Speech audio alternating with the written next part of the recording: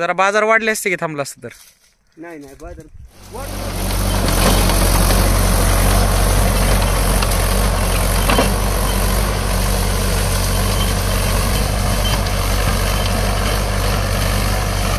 काय ही पपईला रोटावेटर आणला 1 रुपया सुद्धा भाव नाही.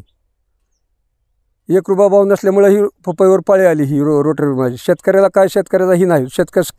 सरकारने येऊन पंचनामा ह्याचा करावा आणि ह्याची भरपाई द्यावा. तर सोयाबीनला भाव नाही. आता सध्याला कांदा चालू आहे, कांद्याला भाव नाही. कांद्याचा भाव पपईला बाजार भाव सध्या पपईला बाजारभाव 2 रुपये किलो गेली. किती विकली तुम्ही? विकली ते 3 क्विंटल विकली. किती पट्टी आली 3 क्विंटलची?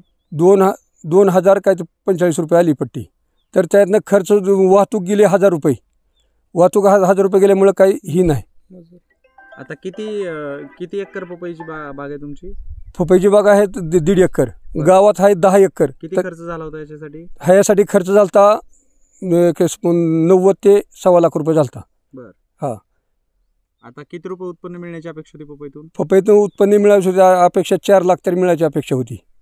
तर त्यातनं म्हणलं होतं बाबा ही ती बागन शेतकऱ्याचं म्हणजे पीक कर्ज एक थकलेलं आहे बँकेतलं, ती बी काय भरणं होत नाही साहेब. आता काय मागणी करावं सरकारकडे? सरकारकडे मागणी येऊन पंचनामा करावा. हां, यांची आमची भरपाई द्यावा. तर सोयाबीनचा भाव सोयाबीन विकली 4,000 रुपयांनी.